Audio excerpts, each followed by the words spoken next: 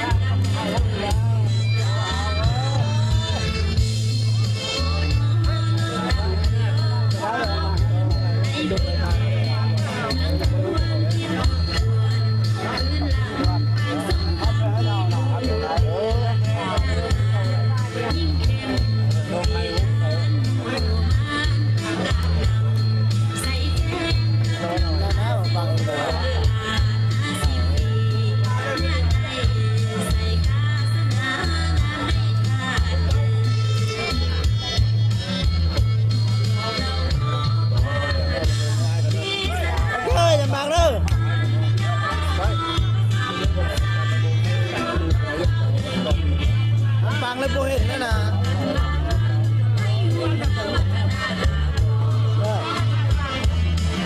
ยังไงเดี๋ยว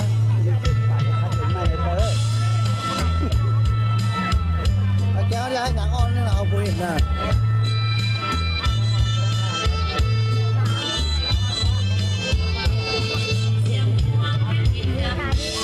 ฟังนี่นะ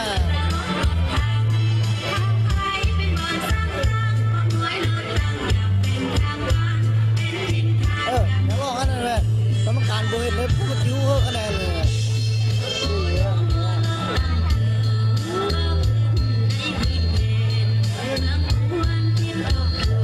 การจัดการเลยอะไร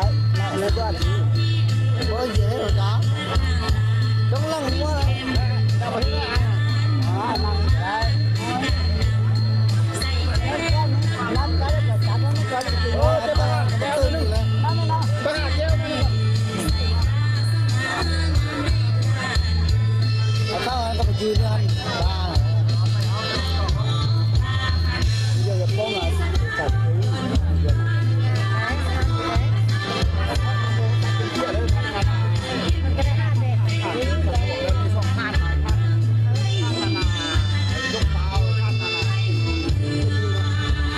ลูกคือวันนี้คือนี่คือนี่คือ